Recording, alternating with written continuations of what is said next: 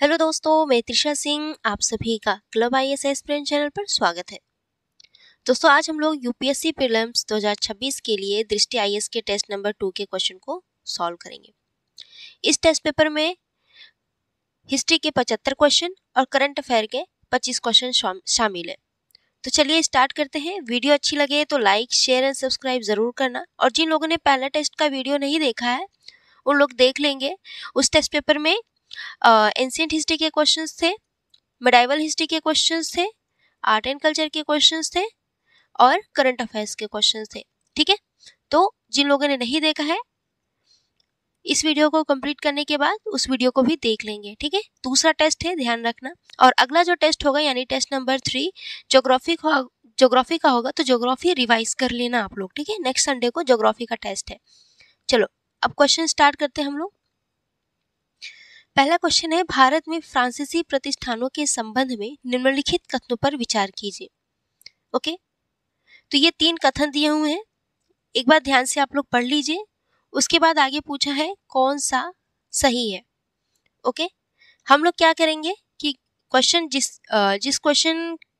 Question बहुत लंबा होगा उस क्वेश्चन को हम लोग स्टेटमेंट वाइज सॉल्व करते हुए आगे बढ़ेंगे। यानी पहला स्टेटमेंट पढ़ेंगे तो तुरंत पहले स्टेटमेंट को सॉल्व कर लेंगे। ठीक है, तो इससे क्या होगा कि टाइम की बचत होगी, जिससे कि आप लोग उस बचे हुए टाइम में अपना रिवीजन कर लेंगे। ओके, चलो तो ऑप्शन देखो किस तरह से पूछा है क्वेश्चन कि कौन सा सही है। ओके, अब स्टेटमेंट पे आते हैं अपने लोग। तो पहला स्टेटमेंट कह रहा है, फ्रांसीसी ईस्ट इंडिया कंपनी की स्थापना लुई 14वें के शासनकाल में उसके मंत्री कोलबर्ट द्वारा की गई थी, जिसे 50 वर्षों का व्यापार एकाधिकार प्राप्त था। अच्छा, आप लोगों में से कुछ लोगों ने मुझसे बोला था कमेंट में कि मैम टेस्ट पेपर सॉल्व करता हूँ तो बहुत गलतियाँ आती हैं, मुझसे बहुत गलती होती है। तो गलती तभी होगी जब आप लोग रिवीजन नहीं करेंगे, तो रिवीजन ज़्यादा से ज़्यादा कीजिए। और दूसरा, बहुत सारे बच्चे कंफ्यूज हो जाते हैं कि स्टेटमेंट को हम क्वेश्चन सॉल्व कैसे करें। तो देखो, यहाँ पे पहला क्वेश्चन पूछा है कि भारत में फ्रांसीसी प्रतिष्ठानों के संबंध में 3 कथन दिए हैं, इस पर विचार करना है। ठीक है, यानी कि आपको दिमाग में क्या रखना है, भारत में फ्रांसीसी प्रतिष्ठान से संबंधित। ठीक है, तो पहला स्टेटमेंट जैसे आप पढ़ रहे हो तो देखो आगे दिया है कि फ्रांसीसी ईस्ट इंडिया कंपनी की स्थापना लुई 14वें के शासनकाल में हुई। ठीक है, अब देखो पहला पॉइंट आपको ध्यान रखना है लुई 14वां, कि क्या वाकई में फ्रांसीसी ईस्ट इंडिया कंपनी की स्थापना लुई 14वें के शासनकाल में हुई थी। ओके, हर एक स्टेटमेंट को, हर एक लाइन को छोटे छोटे पार्ट में, वन लाइनर जैसे क्वेश्चन आता है उस तरह से डिवाइड कर दो ताकि आप लोग क्वेश्चन को समझ सको। तो फ्रांसीसी ईस्ट इंडिया कंपनी की स्थापना लुई 14वें के शासनकाल में उसके मंत्री कोलबर्ट द्वारा की गई थी। तो एक तो पहला आपको ध्यान रखना है कि क्या वाकई में फ्रांसीसी ईस्ट इंडिया कंपनी की स्थापना लुई 14वें के शासनकाल में हुई थी। क्या वाकई में लुई 14वें के शासनकाल में जो उसका मंत्री था लुई 14वें का, जिसका नाम कोलबर्ट था, इसी के द्वारा फ्रांसीसी ईस्ट इंडिया कंपनी की स्थापना की गई थी।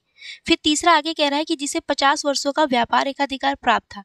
क्या वाकई में इसको 50 साल तक का, यानी कि 50 वर्षों तक का व्यापार एकाधिकार प्राप्त था, यानी कि 50 साल तक केवल फ्रांसीसी ईस्ट इंडिया कंपनी ही व्यापार करेगा। क्या केवल इसी को एकाधिकार प्राप्त था? कितने साल के लिए? तो क्या 50 साल के लिए? मे बी 25 हो सकता है, मे बी 30 हो सकता है, मे बी 20 हो सकता है। तो इसीलिए आपके सामने एग्जाम में क्वेश्चन स्टेटमेंट इस तरह से रखे जाते हैं जिससे आप कंफ्यूज हो, आपको लगे कि मे बी स्टेटमेंट सही हो सकता है, नहीं हो सकता है। तो स्टेटमेंट को पकड़ो कि कहाँ कहाँ गलती हो सकती है। ठीक है, ऐसे आपको क्वेश्चन सॉल्व करना है। तो देखो पहला स्टेटमेंट तो सही है कि फ्रांसीसी ईस्ट इंडिया कंपनी की स्थापना किसके शासनकाल में हुई? लुई 14वें के शासनकाल में। उसका मंत्री था लुई 14वें का कोलबर्ट, इसी ने जो है फ्रांसीसी ईस्ट इंडिया कंपनी की स्थापना की थी। और इसी फ्रांसीसी ईस्ट इंडिया कंपनी को जो है 50 वर्षों का व्यापार एकाधिकार प्राप्त था। तो पहला स्टेटमेंट आपका सही हो गया। अब देखो दूसरा कह रहा है कि पुदुचेरी शहर की स्थापना गोलकुंडा के सुल्तान से भूमि अनुदान प्राप्त करने के बाद फ्रेंकोइस मार्टिन ने की थी। तो इस स्टेटमेंट में 2 बातें कह रहा है। एक तो कह रहा है कि पुदुचेरी शहर की स्थापना जो है फ्रेंकोइस मार्टिन ने की, ये। और दूसरा कह रहा है कि फ्रेंकोइस मार्टिन को जो है कुछ भूमि अनुदान मिला था, किसके द्वारा? तो गोलकुंडा के सुल्तान से। तो क्या वाकई में फ्रेंकोइस मार्टिन को गोलकुंडा के सुल्तान से भूमि अनुदान प्राप्त हुआ था? इसी भूमि अनुदान प्राप्त करने के बाद ही फ्रेंकोइस मार्टिन ने पुदुचेरी शहर की स्थापना की थी। बताओ। तो देखो इनको भूमि अनुदान तो प्राप्त हुआ था, लेकिन किससे? गोलकुंडा के सुल्तान से तो नहीं। वलीकोंडापुरम के गवर्नर थे शेर खान लोदी, उन्होंने ही जो है फ्रेंकोइस मार्टिन को भूमि अनुदान दिया था और इसी वजह से फ्रेंकोइस मार्टिन ने यहाँ पे पुदुचेरी शहर की स्थापना की थी। तो इस स्टेटमेंट में गलत क्या हुआ? गलत ये हुआ यहाँ पे ये जो नाम दे दिया गोलकुंडा के सुल्तान नहीं होना चाहिए था, बल्कि होना चाहिए था वलीकुंडापुरम के गवर्नर शेर खान लोदी ने जो है फ्रेंकोइस मार्टिन को भूमि अनुदान दिया था और इसी वजह से यहाँ पे इसी भूमि पर फ्रेंकोइस मार्टिन ने पुदुचेरी शहर की स्थापना की थी। तो यहाँ पे ये वाला पोर्शन गलत हो गया। यहाँ पे फ्रेंकोइस मार्टिन तो सही है लेकिन ओवरऑल स्टेटमेंट गलत हो गया, ठीक है, क्योंकि ये वाला पोर्शन जो है यहाँ पे गलत है, ठीक है। तो इस तरह से आपको क्वेश्चन पढ़ना है और हर एक पॉइंट को पकड़ना है। आपको समझ में कैसे आएगा? जब आप ज़्यादा से ज़्यादा बुक रिवाइज करोगे। जैसे मॉडर्न हिस्ट्री के लिए स्पेक्ट्रम पढ़ते हो तो स्पेक्ट्रम कई बार पढ़ो, ठीक है, कई बार रिवाइज करो, तब जाकर के आपको सारी चीज़ें समझ में आएंगी। क्वेश्चन सॉल्व करो, रिवाइज करो, क्वेश्चन सॉल्व करो, रिवाइज करो, यही आपका स्ट्रैटेजी होना चाहिए। इधर उधर के ज़्यादा से ज़्यादा नोट्स को फॉलो करने के चक्कर में मत पड़िए कि मैं यहाँ से कंटेंट पढ़ लूँ, वहाँ से पढ़ लूँ तो क्वेश्चन फंस जाएगा। नहीं, स्पेक्ट्रम ही बहुत है, उसको पढ़ लो, वहाँ से क्वेश्चन बहुत फंसते हैं। और कोई बुक मत पढ़ो, एनसीईआरटी या स्पेक्ट्रम, ओके, या दोनों। चलो तीसरा स्टेटमेंट देखो। तो डुप्ले औपचारिक रूप से भारतीय शासक के खर्च पर फ्रांसीसी सेना गठित करने वाला पहला यूरोपीय था जिससे प्रभावी रूप से भारत में सहायक संधि की प्रथा की शुरुआत हुई। वैसे तो आप लोग आगे देखेंगे सहायक संधि के लिए मेनली प्रसिद्ध है वेलेजली, लेकिन इसकी नींव किसने रखी थी, इसको सबसे पहले शुरू किसने किया था? तो डुप्ले ने शुरू किया था, ठीक है। तो यहाँ पे दूसरा स्टेटमेंट सही है। क्या कह रहा है कि डुप्ले औपचारिक रूप से भारतीय शासक के खर्च पर फ्रांसीसी सेना गठित करने वाला पहला यूरोपीय था। ये क्या करेगा भाई? अपनी सेना जो है किसी राज्य में, किसी शासक के राज्य में रखता है तो कहेगा भैया इस सेना का खर्च तुम दो, ठीक है। इसी को जो है बाद में सहायक संधि कहा गया और ज्यादा इसको आगे इसमें बहुत सारी चीजें और ऐड की गई थी वेलेजली द्वारा, लेकिन इसकी नींव किसने रखी थी? तो डुप्ले ने रखी थी, लेकिन प्रसिद्ध है वेलेजली, ठीक है। प्रॉपर तौर पे वेलेजली के शासनकाल में सहायक संधि की प्रथा शुरू हुई थी। चलो, तो तीसरा स्टेटमेंट भी आपका सही है, पहला और तीसरा। दूसरा गलत हो गया तो देखना दूसरा गलत है, पहला और तीसरा करेक्ट है, तो ऑप्शन बी आपका राइट आंसर हो जाएगा। अगला देखो, भारत में प्रारंभिक ब्रिटिश प्रतिष्ठानों के संदर्भ में निम्नलिखित कथनों पर विचार कीजिए। पहला कथन कह रहा है मद्रास, ठीक है। अब स्टेटमेंट आप लोग खुद सॉल्व करो कि कहाँ कहाँ पे मुझे सर्कल करना है या फिर अंडरलाइन करना है। तो पहला स्टेटमेंट कह रहा है मद्रास में फोर्ट सेंट जॉर्ज के निर्माण की अनुमति चंद्रगिरी के शासक ने दी थी, ओके। दूसरा कह रहा है फोर्ट सेंट जॉर्ज का निर्माण कलकत्ता में फोर्ट विलियम की स्थापना से पहले हुआ था। बताना है कि कौन सा कथन सही है। तो देखो, फोर्ट सेंट जॉर्ज का निर्माण कहाँ हुआ था? मद्रास में हुआ था, तो यहाँ पे ये सही है। और इसकी अनुमति किसने दी थी? तो चंद्रगिरी के शासक ने दी थी, तो यहाँ पे भी सही है। तो यानी ओवरऑल जो स्टेटमेंट है ये करेक्ट हो जाएगा। पहला स्टेटमेंट सही है कि मद्रास में फोर्ट सेंट जॉर्ज के निर्माण की अनुमति चंद्रगिरी के शासक ने दी थी। अब दूसरा देखो, कह रहा है एक तो फोर्ट सेंट जॉर्ज, दूसरा एक तो कलकत्ता में एक है Fort William. Fort Saint George कहाँ है? मद्रास में, और फोर्ट विलियम का है कलकत्ता में। तो स्टेटमेंट पूरा क्या कह रहा है कि फोर्ट सेंट जॉर्ज का निर्माण जो है कलकत्ता में फोर्ट विलियम की स्थापना से पहले हुआ था। तो हमें पता होना चाहिए कि फोर्ट सेंट जॉर्ज की स्थापना कब हुई थी और फोर्ट विलियम की स्थापना कब हुई थी। तो देखो, फोर्ट सेंट जॉर्ज की स्थापना हुई थी 1639 ईस्वी में और फोर्ट विलियम की स्थापना हुई थी 1700 ईस्वी में। तो हम ये कह सकते हैं ना कि फोर्ट सेंट जॉर्ज का जो निर्माण है वो फोर्ट विलियम की स्थापना से पहले हुई थी, यानी कि इसका निर्माण जो है पहले हुआ था फोर्ट सेंट जॉर्ज का फोर्ट विलियम की तुलना में। तो दूसरा भी स्टेटमेंट सही हो जाएगा। तो दोनों इस क्वेश्चन का आंसर क्या हो जाएगा? ऑप्शन सी, यानी 1 और 2 दोनों स्टेटमेंट सही है, ओके। चलो अगला देखो। अच्छा दोस्तों, आप लोग को पीडीएफ चाहिए तो पीडीएफ का लिंक जो है, पीडीएफ के लिए सबसे पहले आप लोग को क्या करना पड़ेगा कि कमेंट बॉक्स में टेलीग्राम ग्रुप का लिंक मेंशन है, ठीक है। टेलीग्राम ग्रुप का लिंक मेंशन है, इस ग्रुप को ज्वाइन कर लीजिए।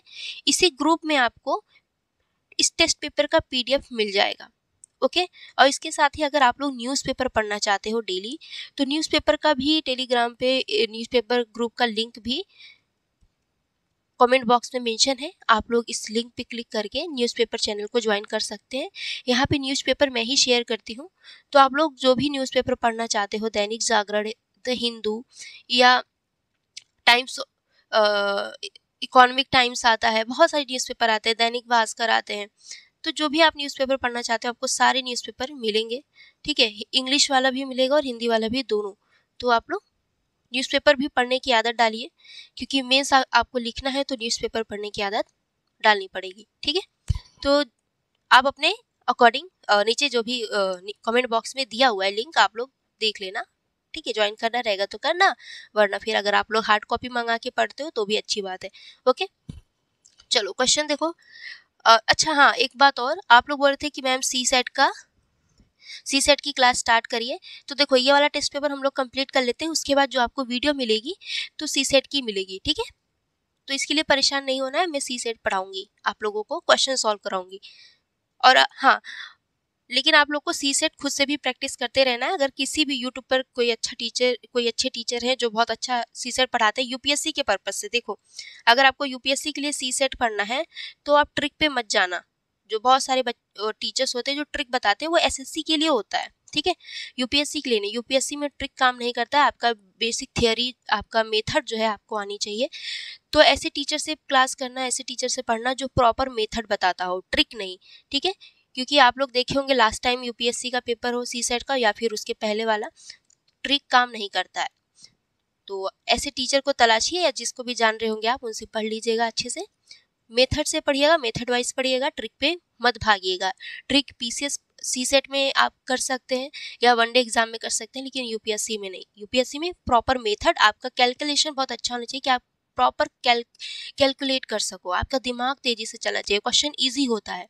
ठीक है, चलो अब हम लोग क्वेश्चन पे आते हैं। तो तीसरा क्वेश्चन कह रहा है, निम्नलिखित संवैधानिक अधिनियमों में से किसमें यह प्रावधान किया गया था कि ब्रिटेन में भारत के शासन से संबंधित गृह सरकार के सदस्यों का वेतन जो है भारत की राजस्व आय से दिया जाएगा।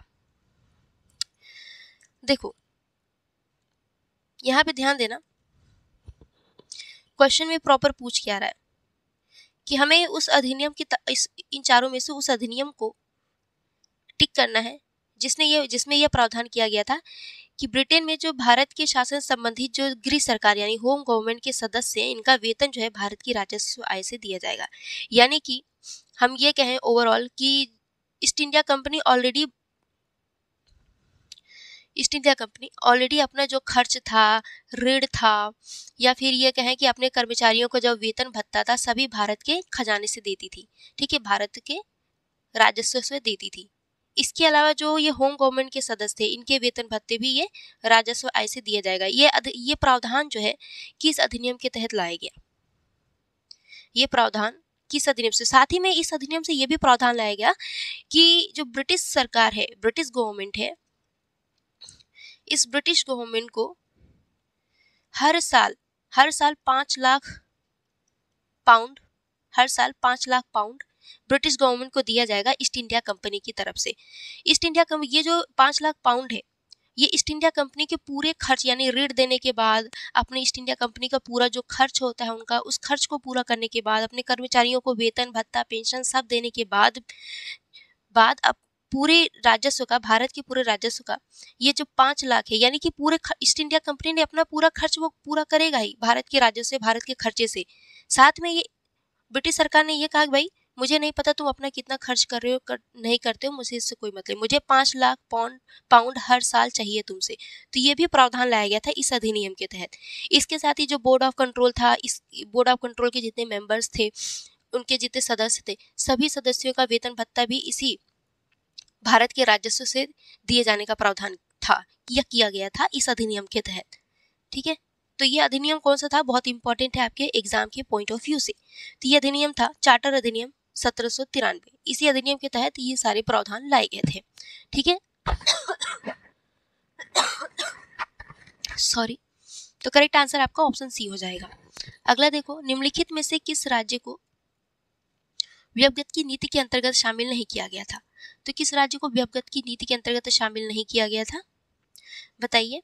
तो अवध को शामिल नहीं किया गया था। अवध को कुशासन के आधार पर शामिल किया गया था। ठीक है, व्यवगत की नीति के आधार पर नहीं। व्यवगत की नीति किसने लाया था? तो डलहौजी द्वारा लाया गया था, इसको ध्यान रखना। चलो अगला देखो, अगला क्वेश्चन है, अच्छा यहाँ से देखो पीसीएस से क्वेश्चन बहुत ज्यादा बनता है, ध्यान रखना। क्वेश्चन जैसे यहाँ पे पूछा है वैसे ही पीसीएस में भी पूछ देता है कि व्यवगत नीति के अंतर्गत कौन कौन से राज्य शामिल है या कौन कौन से नहीं है। तो सतारा, जयपुर, संबलपुर, बघाट, उदयपुर, झांसी, नागपुर, याद रखना। ठीक है, अवध नहीं है, ये हमेशा ऑप्शन में दे देता है आपको कंफ्यूज करने के लिए। तो अवध नहीं है, अवध को कुशासन के आधार पर शामिल किया गया था। चलो अगला देखो, निम्नलिखित बिंदुओं में से कौन जागीरदारी संकट से प्रभावी रूप से निपटने में उत्तरकालीन मुगलों की असमर्थता से संबंधित है। ठीक है, तो पहला कह रहा है अमीरों और उनके मनसबों की संख्या में तीव्र वृद्धि। देखो क्वेश्चन क्या कह रहा है, कौन कौन से ऐसे बिंदु हैं जो जागीरदारी संकट से प्रभावी रूप से निपटने में उत्तरकालीन मुगलों की और असमर्थता से संबंधित है। देखो हम लोग देखते हैं कि औरंगजेब के बाद उसके बाद जितने भी शासक आए उतने ज्यादा योग्य, दूरदर्शी, कुशल नहीं थे। इसी वजह से आप लोग देखेंगे कहीं ना कहीं मुगल साम्राज्य जो इतना बड़ा विस्तार था उसका कहीं ना कहीं धीरे धीरे क्षेत्रीय राज्यों ने अपनी खुद को स्वतंत्र घोषित करना शुरू कर देने लगे थे। क्यों? क्योंकि यहाँ के जो शासक थे आगे चल करके जितने शासक हुए अयोग्य हुए, इतने ज्यादा दूरदर्शी नहीं थे कि वो और ज्यादा साम्राज्य का विस्तार कर सके या जितना साम्राज्य विस्तार उन्होंने किया उसको संभाल सके, उसको कंट्रोल कर सके। ठीक है, तो इन्हीं की अब पूरा क्वेश्चन पढ़ो कि निम्नलिखित बिंदुओं में से कौन जागीरदारी संकट से प्रभावी रूप से निपटने में उत्तरकालीन मुगलों की असमर्थता संबंधित है। ऐसी कौन कौन सी असमर्थता थी जो कि जागीरदारी संकट के जो प्रभाव थे या फिर उसका जो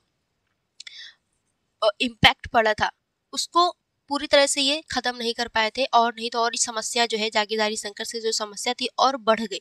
कौन कौन सी असमर्थता थी? आगे देखो, पहला कह रहा है कि अमीरों और उनके मनसबों की संख्या में तीव्र वृद्धि, जबकि उपलब्ध भूमि में आनुपातिक वृद्धि नहीं हुई। ठीक है, तो पहला स्टेटमेंट सही है। दूसरा कह रहा है औरंगजेब द्वारा शेष जागीरों से आय बढ़ाने के लिए किए गए प्रयास, तो दूसरा भी स्टेटमेंट सही है। तीसरा कह रहा है कि अनुदानों में वृद्धि के कारण खालसा भूमि में कमी हो गई, तो तीसरा भी सही है। तो करेक्ट आंसर क्या हो जाएगा आपका? ऑप्शन डी हो जाएगा। अगला देखो, ब्रिटिशों की सीमांत नीति से संबंधित कुशल आक्रमणीयता का सिद्धांत प्रमुख रूप से निम्नलिखित में से किसकी प्रतिक्रिया था? तो कुशल आक्रमणीयता का सिद्धांत जो है किसकी प्रतिक्रिया था भाई? प्रथम आंग्ल अफगान युद्ध के विनाशकारी परिणाम का। ओके, तो करेक्ट आंसर क्या हो जाएगा आपका? ऑप्शन बी हो जाएगा। ये कुशल आक्रमणीयता की नीति जो है पीसीएस में पूछ देता है कि ये किसके द्वारा लाया गया था या इसके प्रतिपादक कौन थे? तो जॉन लॉरेंस थे। इसका कुशल आक्रमणीयता का मेन उद्देश्य क्या था? हस्तक्षेप न करना, यह हस्तक्षेप न करने पर आधारित था। इसका मतलब ये था कि भाई ब्रिटिश चाहते थे कि ये अफगानिस्तान वाला जो पूरा रीजन था इधर का अफगानिस्तान वाला, यहाँ पे ये चाहते थे कि भाई हम हस्तक्षेप न करें, क्योंकि इधर से जो रूसी साम्राज्य था उसके आक्रमण का भय था। तो ये चाहते थे कि भाई कि अफगानिस्तान की जो पूरी साम्राज्य है उसको वैसा का वैसा ही रहने दें, हम लोग अगर इसमें हस्तक्षेप करेंगे तो फिर हमें जिम्मेदारियां लेनी पड़ जाएंगी। इसी वजह से इन्होंने कुशल आक्रमणीयता की नीति लाई कि भाई हम इनके मामले में कोई भी मामले में टांग नहीं लड़ाएंगे, हम उसमें इंटरफेयर नहीं करेंगे।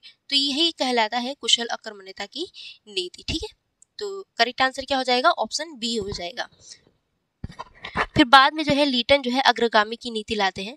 ये चलो हिस्ट्री में बहुत डिटेल में पढ़ेंगे, क्योंकि क्वेश्चन क्या होता है कि बहुत वीडियो लंबी हो जाती है, तो हम छोटी से टाइम में इतने बड़ी चीज़ों को समझाना थोड़ा मुश्किल हो जाता है ना। तो करेक्ट आंसर आपका ऑप्शन बी हो जाएगा। अगला देखो, आंग्ल मैसूर युद्धों के संदर्भ में निम्नलिखित कथनों पर विचार कीजिए।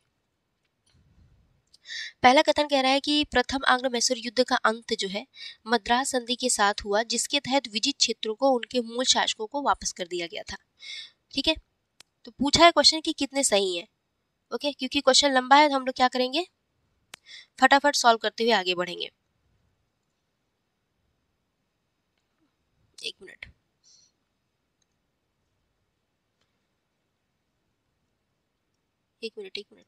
ठीक है, तो क्वेश्चन में पूछा है कितने सही हैं। ओके, तो चलो हम लोग पहले स्टेटमेंट को ऐसे सॉल्व करते हुए आगे बढ़ेंगे। तो पहला जो कह रहा है प्रथम आंग्ल मैसूर युद्ध, आपको ध्यान होगा कि प्रथम आंग्ल मैसूर युद्ध में मद्रास की संधि हुई थी और इसमें यह एग्रीमेंट किया गया था कि भाई जितने भी विजित क्षेत्र थे, यानी कि अंग्रेजों ने जितने भी क्षेत्र को जीता था उन क्षेत्रों को वापस कर दिया गया था मूल शासकों को, यानी कि जो वहां के शासक थे उनको जीते हुए क्षेत्रों को वापस कर दिया। तो पहला स्टेटमेंट सही है। ध्यान रखना है कि प्रथम आंग्लो मैसूर युद्ध में मद्रास की संधि हुई थी।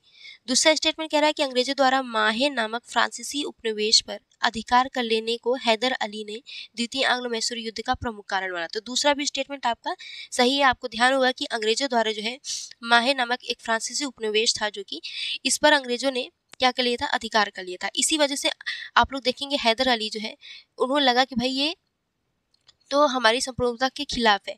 तो द्वितीय आंग्लो मैसूर का प्रमुख कहीं न कहीं एक प्रमुख कारण इसको भी माना गया था, अंग्रेजों द्वारा माहे पर अधिकार कर लेना। तो पहला दूसरा सही है। तीसरा देखो कह रहा है कि तृतीय आंग्लो मैसूर युद्ध के परिणाम स्वरूप ब्रिटिशों ने संपूर्ण मालाबार तट पर अधिकार कर लिया था। तो ध्यान रखना, तृतीय आंग्लो मैसूर युद्ध के बाद आप लोग को ध्यान होगा श्रीरंगपट्टनम की संधि हुई थी। श्रीरंगपट्टनम की संधि तृतीय आंग्लो मैसूर युद्ध में हुई थी। तो तृतीय आंग्लो मैसूर युद्ध के बाद जो है ब्रिटिशों ने पूरे मालाबार संपूर्ण, यहाँ पे देखो संपूर्ण कह रहा है, अक्सर स्टेटमेंट में जो संपूर्ण दे दे तो यहाँ पे ज्यादातर स्टेटमेंट अक्सर गलत हो जाता है। तो संपूर्ण मालाबार तट पर अधिकार नहीं किया था, बल्कि कुछ कुछ क्षेत्रों पर अधिकार किया था। तो यहाँ तीसरा गलत हो गया, पहला दूसरा सही है। तो इस वजह से करेक्ट आंसर क्या हो जाएगा, केवल दो। पूछा है कितने सही है, तो एक और दो सही है, तो करेक्ट आंसर ऑप्शन बी हो जाएगा। आपको पीडीएफ जो है हिंदी और इंग्लिश दोनों माध्यमों में मिलेगा, ठीक है, ध्यान रखना। और एक्सप्लेनेशन के साथ मिलेगा। आप लोग कमेंट में पूछते हो कि मैम हमें सॉल्यूशन मिलेगा कि नहीं मिलेगा। भाई अगर आपको क्वेश्चन पेपर मिल रहा है तो आपको सॉल्यूशन भी मिलेगा। आप लोग कैसे चेक करोगे, ठीक है, तो क्वेश्चन पेपर के साथ आपको सॉल्यूशन भी मिलेगा और खुद से भी मॉक टेस्ट लगाने की कोशिश करिएगा।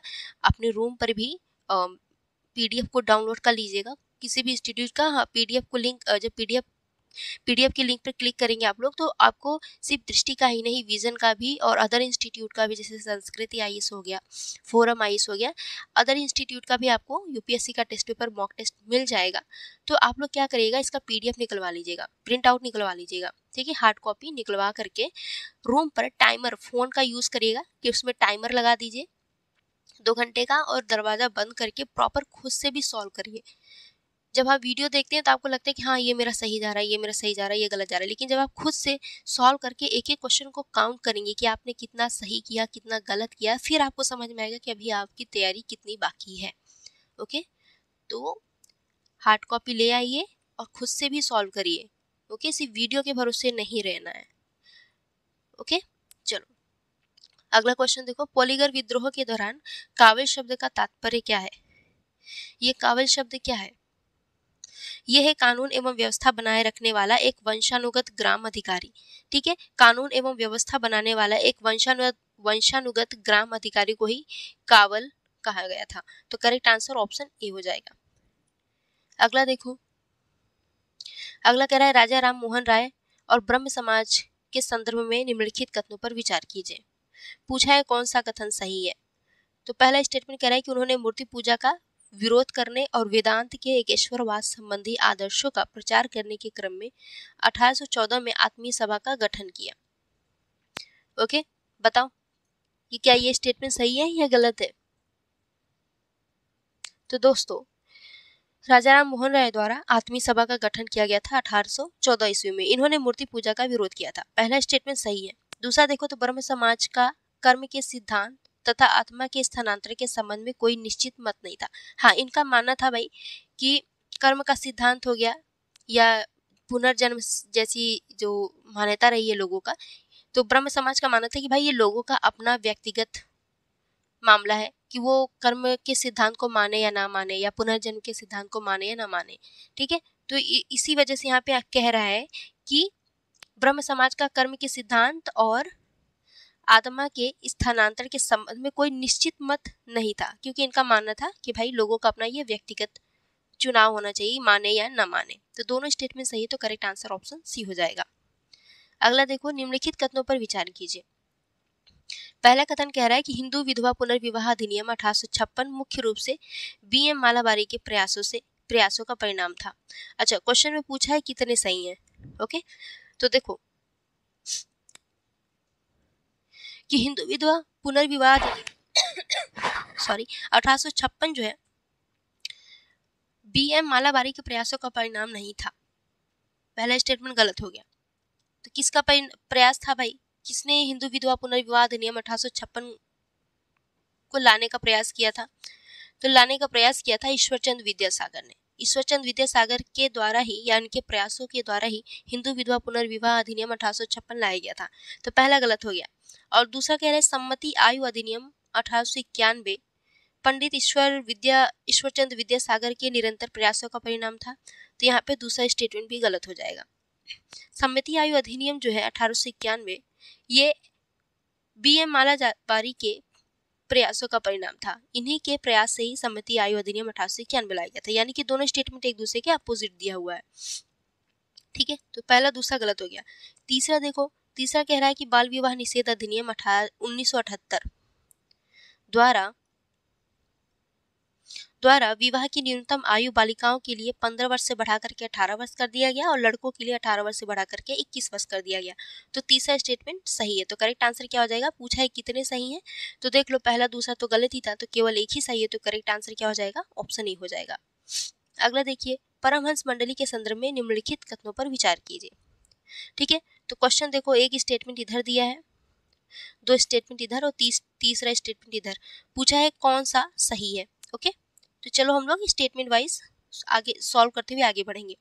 तो पहला स्टेटमेंट क्या कह रहा है कि इसकी विचारधारा मानव धर्म सभा से घनिष्ठ रूप से जुड़ी हुई थी, जो एक ईश्वर में विश्वास करती थी और विचार की स्वतंत्रता को प्रोत्साहित करती थी।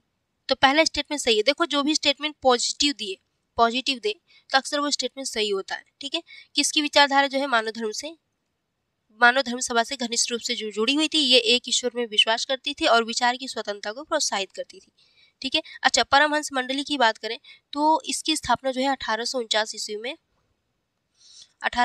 ईस्वी में महाराष्ट्र में दादोबा पांडुरंग और मेहताजी द्वारा की गई थी। इसकी स्थापना किसके द्वारा? तो दादोबा ऐसे ध्यान रखना, दादोबा पांडुरंग और मेहताजी द्वारा परमहंस मंडली की स्थापना 1849 ईस्वी में महाराष्ट्र में की गई थी।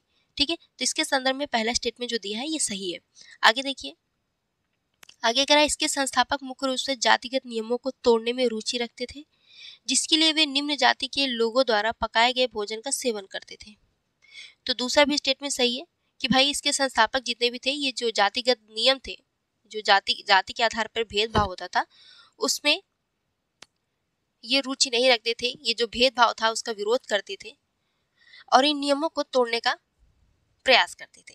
तो दूसरा स्टेटमेंट सही हो गया। और जो निम्न जाति के लोग थे उनके द्वारा पकाए गए भोजन का ही सेवन करते थे, तो दूसरा सही है। तीसरा देखो कह रहा है कि इसने बंबई में पत्रकारिता के माध्यम से सामाजिक सुधार का अग्रणी कार्य किया, जिससे दर्पण समाचार पत्र की शुरुआत हुई। देखो दर्पण समाचार पत्र जो है इस संगठन से नहीं जुड़ा हुआ था। दर्पण समाचार पत्र जो है इसके संपादक या इसकी शुरुआत जो है बाल शास्त्री जाम्बेकर द्वारा की गई थी। तो यहाँ पे तीसरा स्टेटमेंट गलत हो जाएगा। परमहंस मंडली द्वारा जो है ये दर्पण समाचार पत्र की शुरुआत नहीं की गई थी, बल्कि बाल शास्त्री जाम्बेकर द्वारा की गई थी, जाम्बेकर द्वारा। अब देखो इसको याद कैसे रखना है। दर्पण आप लोग शीशा देखते हो तो ज्यादातर लड़के क्या होते हैं या लड़कियां क्या होते हैं, अपना बाल संवारते हैं, है ना। शीशा देखते हैं एकदम बाल संवारते हैं। कोई भी इंसान अगर शीशे के सामने जाता है सबसे पहले वो अपना बाल सेट करता है ना। तो ऐसे याद कर लेना, बाल शास्त्री जाम्बेकर, दर्पण समाचार पत्र के संपादक कौन थे? बाल शास्त्री जाम्बेकर। तो ऐसे याद कर लेना। ठीक है, पहला दूसरा करेक्ट आंसर है, ऑप्शन ए राइट आंसर हो जाएगा। अगला देखिए, भारतीय राष्ट्रीय कांग्रेस से पहले सक्रिय निम्नलिखित राजनीतिक संगठनों पर विचार कीजिए। देखो राजनीतिक संगठन पूछा हुआ है कि भारतीय राष्ट्रीय कांग्रेस के पहले सक्रिय राजनीतिक संगठनों पर विचार करने के कौन कौन से राजनीतिक संगठन थे जो भारतीय राष्ट्रीय कांग्रेस से पहले सक्रिय रूप से काम कर रहे थे। ठीक है, बहुत सारे बच्चे यहाँ पे कंफ्यूज हो जाते हैं और गलत आंसर कर देते हैं। पूछा है आगे क्या कि कौन से एसोसिएशन विशेष रूप से बंगाल में गठित किए गए थे। पूछा क्या है, यहाँ पे बहुत सारे बच्चे ध्यान ही नहीं देते। इधर देख लिया और उस अकॉर्डिंग ऑप्शन देखेंगे। ज्यादातर ऐसे क्वेश्चन में ज्यादातर बच्चे क्या करते हैं, अरे 1 2 3 4 4 हुए, चलो यही सही होगा कर देते, वहां पे फिर गलती हो जाती है, गलत हो जाता है आंसर। आगे पूछा क्या है, बंगाल में गठित हुआ कौन कौन सा। तो बंगाल में कौन कौन सा गठित हुआ था? जमींदारी एसोसिएशन 1838 में स्थापित हुआ था। ब्रिटिश इंडियन एसोसिएशन ये भी बंगाल में गठित हुआ था 1851 में। इंडियन एसोसिएशन ये गठित हुआ था 1876 में। ईस्ट इंडिया एसोसिएशन की बात करें तो ये भारत में गठित नहीं हुआ था। कहाँ? बंगाल में गठित नहीं हुआ था। बंगाल में गठित नहीं हुआ था तो कहाँ पे हुआ था बताओ भाई? तो लंदन में हुआ था। कहाँ पे हुआ था? लंदन में हुआ था 1866 ईस्वी में। किसने स्थापित किया था भाई? दादा भाई नौरोजी ने किया था। तो ये तीसरा नहीं होगा, तीसरा एलिमिनेट कर दो। अच्छा, इसमें एलिमिनेट नहीं होगा, लेकिन तो भी आपका करेक्ट आंसर तो निकल के आ जा रहा है ना, पहला, दूसरा और चौथा। पहला, दूसरा और चौथा, यानी ऑप्शन ए आपका राइट आंसर हो जाएगा। अगला देखो, निम्नलिखित में से कौन इंडियन नेशनल सोशल कॉन्फ्रेंस का संस्थापक सदस्य था? इंडियन नेशनल सोशल कॉन्फ्रेंस का संस्थापक सदस्य कौन था? महादेव गोविंद रानाडे और रघुनाथ राव। इन दोनों ने मिलकर के, रघुनाथ राव और महादेव गोविंद रानाडे, इन दोनों ने मिलकर के इंडियन नेशनल सोशल कॉन्फ्रेंस की स्थापना की थी 1887 ईस्वी में बम्बई में। ठीक है, बम्बई में। चलो अगला देखो, ब्रिटिश सरकार की अधीनस्थ संघ की नीति की विशेषता क्या थी? ब्रिटिश सरकार की अधीनस्थ संघ की नीति की विशेषता क्या थी भाई? पहला दे रहा है कि वर्ष 1857 के विद्रोह से पहले लागू की गई विलय की सामान्य नीति का परित्याग कर दिया गया। दूसरा, ब्रिटिश अधिकारियों के हस्तक्षेप के बिना रियासतों और पूर्ण आंतरिक स्वायत्तता बनाए रखना। चलो अब दूसरा स्टेटमेंट बहुत ध्यान से पढ़ना। पहला तो चलो बेसिक है, समझ में आ जाएगा। दूसरा ध्यान से पढ़ना। दूसरा क्या कह रहा है? ब्रिटिश अधिकारियों के हस्तक्षेप के बिना, यहाँ पे क्या कह रहा है? बिना।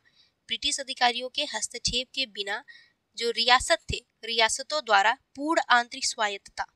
क्या इनको पूर्ण आंतरिक स्वायत्तता होगी? क्या ब्रिटिश अधिकारियों द्वारा इनके मामले में, रियासतों के मामलों में हस्तक्षेप नहीं किया जाएगा? ऐसा तो है नहीं कि एकदम भी हस्तक्षेप नहीं किया जाएगा। अंग्रेजों की आदत तो कभी जाएगी ही नहीं, कभी गई ही नहीं थी, है ना। तो देखो पहला स्टेटमेंट तो सही है। देखो 1857 की क्रांति के बाद बहुत कुछ बदलाव किया गया ब्रिटिश गवर्नमेंट द्वारा नियमों में। उन्होंने क्या किया भाई? पूरे ईस्ट इंडिया कंपनी ने जो पूरा भारत में अपना साम्राज्य विस्तार किया था उसको अपने हाथों में ले लिया और खुद को वहां का कहें तो कहें पूरा अधिकार अपने हाथों में ले लिया। तो यहाँ पे स्टेटमेंट देखो, पहला 1857 की क्रांति, पहले 1857 की क्रांति के पहले जहाँ अंग्रेज जो है ईस्ट इंडिया कंपनी द्वारा भारतीयों का, भारतीय जो छोटे छोटे राज्य थे या रियासत थे उनको अपने में विलय करते जा रहे थे ब्रिटिश साम्राज्य में। अब 1857 क्योंकि क्रांति हुई तो 1857 की क्रांति के बाद ये नियम लाए गए भाई, हम जो राज्यों का विलय की जो नीति थी, विलय की जो सामान्य नीति है, इसका परित्याग करेंगे। अब हम किसी भी राज्य को ब्रिटिश साम्राज्य में नहीं मिलाएंगे। तो पहला स्टेटमेंट तो सही है, लेकिन ये जो कह रहा है कि ब्रिटिश अधिकारियों के हस्तक्षेप के बिना रियासतों द्वारा इनको पूर्ण आंतरिक स्वायत्तता मिली हुई थी, तो ऐसा नहीं था। ब्रिटिश अधिकारियों की जो आदत थी कि भाई वैसे तो वो हस्तक्षेप नहीं करेंगे, लेकिन वो उनके आंतरिक मामलों में कैसे हस्तक्षेप करते थे कि कौन सा राजा चुना जाएगा या उत्तराधिकारी कौन बनेगा, हाँ, आप किसके साथ संबंध रखें, आपकी विदेश नीति क्या है, तो इन सब मामलों में ये हस्तक्षेप करते थे। तो दूसरा स्टेटमेंट आपका गलत हो जाएगा, पहला सही है। तो करेक्ट आंसर ऑप्शन ए हो जाएगा। ठीक है, अगला देखिए। अगला कह रहा है गवर्नर, अगला क्वेश्चन पूछा है, एक साइड दिया गवर्नर जनरल, दूसरा संबंधित कार्य। ठीक है, पूछा है कितने सही सुमेलित है। ओके, तो आंसर करने की कोशिश करो। बसीन की संधि, अच्छा बताओ, बसीन की संधि क्या लॉर्ड कर्जन के शासनकाल में हुई थी? बताओ। तो देखो दोस्तों, बसीन की संधि जो है वेलेजली के शासनकाल में हुई थी। किसके? वेलेजली के शासनकाल में। द्वितीय आंग्ल मराठा युद्ध में ही बसीन की संधि हुई थी। ठीक है, और किसके शासनकाल में हुई थी? तो लॉर्ड कर्जन के शासनकाल में नहीं, बल्कि वेलेजली के शासनकाल में। तो यहाँ पे दूसरा गलत हो गया। सिंध का विलय जो है किसके शासनकाल में हुआ था? क्या लॉर्ड मेटकॉफ के? नहीं। सिंध का विलय आपको ध्यान होगा एलन बरो, पीसीएस में पूछा हुआ था क्वेश्चन, और अक्सर ऐसा क्वेश्चन पीसीएस में तो पूछता ही है, एलन बरो के शासनकाल में। तो पहला दूसरा गलत हो गया। सुगौली की संधि जो है लॉर्ड हेस्टिंग के शासनकाल में हुई थी, तो तीसरा सही है। प्रथम बर्मा युद्ध जो है लॉर्ड एमहर्स्ट के शासनकाल में हुई थी, तो चौथा भी सही सुमेलित है। तो पूछा है कितने सही सुमेलित है, तो भाई गिन लो, 1 और 2। तो करेक्ट आंसर ऑप्शन बी हो जाएगा। देखो, एक साइड संस्था या पहल दिया हुआ है, दूसरे साइड विवरण दी हुई है। ठीक है, पूरा क्वेश्चन देख लीजिए, पूछा है कितने सही सुमेलित है। इतना लंबा क्वेश्चन है कि हम पूरा स्क्रीन पे अगर आपको दिखाएंगे तो मुझे लगता है आप लोगों को चिड़िया की टांग जैसी दिखेगी, क्लियर नहीं दिखेगा। इसी वजह से हम थोड़ा जूम आउट कर लेते हैं। चलो अब देखो, पहला दिया है नटाल इंडियन कांग्रेस। इसमें दिया है नस्लीय भेदभाव के विरुद्ध भारतीयों को एकजुट करने के लिए 1894 ईस्वी में गांधी जी द्वारा स्थापित किया गया था। तो पहला स्टेटमेंट सही है। नटाल इंडियन कांग्रेस की स्थापना किसने की थी? गांधी जी द्वारा की गई थी 1894 ईस्वी में, नस्लीय भेदभाव के विरोध में किया गया था भारतीयों को एकजुट करने के लिए। तो पहला स्टेटमेंट सही है। दूसरा इंडियन ओपिनियन। इंडियन ओपिनियन में कह रहा है कि गांधी जी द्वारा 1903 में शुरू किया गया एक समाचार पत्र था, तो दूसरा भी स्टेटमेंट सही है। तीसरा कह रहा है फिनिक्स सेटलमेंट। फिनिक्स सेटलमेंट के संदर्भ में क्या कह रहा है ये कि वर्ष सहकारी जीवन के लिए वर्ष 1904 में डरबन के निकट स्थापित मॉडल कम्युनिटी। तो देखो, फिनिक्स सेटलमेंट की स्थापना कहाँ पे की गई थी? डरबन के पास में ही कोई जगह था, वहां पे स्थापित किया गया था 1904 ईस्वी में। तो तीसरा भी स्टेटमेंट सही है। लेकिन चौथा जो कह रहा है टॉलस्टॉय फार्म, हरमन कालीन बाग द्वारा समर्थित डरबन के निकट सामुदायिक बस्ती थी ये। तो देखो, ये जो टॉलस्टॉय फार्म थी ये डरबन के निकट नहीं स्थापित किया गया था, बल्कि जोहान्सबर्ग में स्थापित किया गया था। जोहान्सबर्ग में स्थापित किया गया था। तो यहाँ पे तीसरा वाला स्टेटमेंट, सॉरी चौथा वाला गलत हो जाता है। हालांकि इसकी स्थापना हरमन कालेनबाख द्वारा ही की गई थी, लेकिन कहाँ पे? जोहान्सबर्ग में की गई थी, डरबन के पास नहीं। ठीक है, तो चौथा इस गलत हो गया। कुल कितने सही हैं? 1, 2 और 3। तो करेक्ट आंसर क्या हो जाएगा? ऑप्शन सी हो जाएगा। अगला देखिए, अहमदाबाद मिल हड़ताल 1918 के संदर्भ में निम्नलिखित कथनों पर विचार कीजिए। ठीक है, तो ये 1-2 कथन इधर दिया हुआ है और तीसरा कथन इधर है। पूछा है कौन सा सही है। ठीक है, कौन सा कथन सही है। चलो अब हम लोग हर स्टेटमेंट को सॉल्व करते हुए आगे बढ़ेंगे। तो पहला कह रहा है कि हड़ताल मिल श्रमिकों को दिए जाने वाले प्लेग बोनस को बंद करने के विवाद के कारण हुई थी। तो पहला स्टेटमेंट सही है। देखो, अहमदाबाद मिल हड़ताल 1918 ईस्वी में हुआ था और उस समय जो है द्वितीय विश्व युद्ध चल रहा था, तो महंगाई भी चरम पर थी। ठीक है, महंगाई भी चरम पर थी और इसके साथ ही जो मिल मालिक थे उन्होंने प्लेग बोनस भी बंद कर दिया था और इसी वजह से भाई जो वहाँ के मिल श्रमिक थे इन्होंने भाई मांग की कि हमारे वेतन में अगर तुमने बोनस बंद कर दिया तो वेतन में बढ़ोतरी करो, क्योंकि महंगाई इतनी ज़्यादा बढ़ गई है। द्वितीय विश्व युद्ध उस समय पहला विश्व युद्ध चल रहा था, तो उस समय महंगाई बहुत ज़्यादा चरम पर थी। तो इन्होंने यही मांग की थी, भाई हमारे वेतन में बढ़ोतरी करो। प्लेग बोनस बंद हो गया था, एक तो यही रीजन तो सबसे बड़ा रीजन था। दूसरा, महंगाई इतनी बढ़ी हुई थी कि इन्होंने अपने वेतन में वृद्धि की मांग की। ठीक है, तो पहला स्टेटमेंट सही है। दूसरा कह रहा है कि गांधी की निकट सहयोगी अनुसुईया साराभाई ने श्रमिकों के संघर्ष में उनका समर्थन किया था। तो देखो, हमेशा आप लोग देखेंगे अनुसुईया नाम देगा, जब भी आप अहमदाबाद मिल हड़ताल पढ़ेंगे तो अनुसुईया नाम आपको देखने को आएगा, अनुसुईया साराभाई। तो अनुसुईया साराभाई ने इस अहमदाबाद मिल हड़ताल में लोगों को संगठित करने का, ये जो श्रमिक थे इनको संगठित करने का काम किया था। इसमें इनका बहुत बड़ा योगदान रहा है अहमदाबाद मिल हड़ताल में। तो ये अनुसुईया साराभाई फीमेल थी, नाम से समझ में आ रहा होगा ये फीमेल थी, तो ध्यान रखना इस चीज को। तो दूसरा स्टेटमेंट भी सही है। ओके, तीसरा देखो, तीसरा क्या कह रहा है? किसके दौरान गांधी जी द्वारा की गई भूख हड़ताल से श्रमिकों के वेतन में 50% की वृद्धि सुनिश्चित हुई। तो देखो, 50% इन लोगों ने मांग किया था, श्रमिकों द्वारा मांग की गई थी कि इनके वेतन में 50% की बढ़ोतरी की जाए। ठीक है, श्रमिकों की मांग थी, भाई हमारे वेतन में आप लोग 50% की वृद्धि करिए। लेकिन श्रमिक जो है, जो मिल मालिक थे, वो लगभग 20-25% की बढ़ोतरी की मांग कर रहे थे। तो यहाँ पे फिर गांधी जी आए, भाई गांधी जी सुलह कराए कि भाई 50% तुम मत मांगो, तुम 35% वेतन वृद्धि की मांग करो। तो यहाँ पे जो स्टेटमेंट कर रहा है, आप ध्यान से देखना, इसके दौरान गांधी जी द्वारा की गई भूख हड़ताल से, और हाँ, गांधी जी ने यहाँ पे भूख हड़ताल किया था, ये ध्यान रखना। पहली बार उन्होंने भूख हड़ताल को एक हथियार के रूप में प्रयोग किया था। तो कभी कभी स्टेटमेंट में दे देता है कि गांधी जी द्वारा पहली बार भूख हड़ताल कब की गई थी, तो अहमदाबाद मिल हड़ताल था, उसी के दौरान इन्होंने अनशन किया था या भूख हड़ताल किया था। तो भूख हड़ताल को इन्होंने पहली बार हथियार के रूप में गांधी जी ने प्रयोग किया था और वो कारगर भी साबित हुआ था। ठीक है, तो भूख हड़ताल से ही श्रमिकों के वेतन में 50% की वृद्धि सुनिश्चित हुई नहीं, 50% की वृद्धि कहाँ सुनिश्चित हुई थी, 35% की वृद्धि सुनिश्चित हुई थी। इस वजह से तीसरा गलत हो गया, पहला दूसरा सही था, तो करेक्ट आंसर ऑप्शन बी हो जाएगा। अगला देखिए, निम्नलिखित व्यक्तियों पर विचार कीजिए, उपयुक्त में से कौन खेड़ा सत्याग्रह से संबंधित है, कौन कौन है जो खेड़ा सत्याग्रह से संबंधित है। ये क्वेश्चन मुझे लगता है आप लोगों से पूछना चाहिए, कमेंट में बताना। लास्ट टाइम आप लोगों ने आंसर, मैंने क्वेश्चन पूछा था कि निम्नलिखित में से कौन सा स्थल है जो वर्तमान भारत में स्थित है, तो उसमें हड़प्पा दिया हुआ था, मोहनजोदड़ो, चनहुदड़ो और धौलावीरा। ऑप्शन सी में धौलावीरा था। तो मैक्सिमम बच्चों ने, आप लोगों ने करेक्ट आंसर किया था, और बहुत सारे ऐसे बच्चे थे जो प्रयास किए थे आंसर करने का। कुछ लोगों ने गलत किया था, कुछ लोगों ने सही, लेकिन जिन्होंने गलत किया उनको भी मैं अप्रिसिएट करती हूँ कि बहुत अच्छी बात है। आज अगर आप लोग गलत कर रहे हो, ठीक है, आपने बोला कि ऑप्शन बी करेक्ट है या ऑप्शन ए करेक्ट है, तो आपको कमेंट के माध्यम से पता चल गया कि हाँ ऑप्शन सी राइट आंसर है। तो जो चीज़ें आप ऐसे आपको ध्यान नहीं आती, अब क्या होगा, एग्जाम में अगर यही क्वेश्चन पूछ दिया तो आप तुरंत आंसर कर लोगे, आपको अब याद हो जाएंगी सारी चीज़ें। ठीक है, आप जब क्वेश्चन आंसर के माध्यम से याद करोगे तो वो चीज़ें जल्दी याद होंगी। मैंने कोई क्वेश्चन पूछा तो आपके दिमाग में रहेगा कि अच्छा मैम ने ये पूछा था, मैंने आंसर किया था और वो गलत हो गया था, अब मेरा सही हुआ था। यानी कि ओवरऑल कहने का मतलब ये है कि अभी गलती करेंगे तो बाद में गलती कम होगी।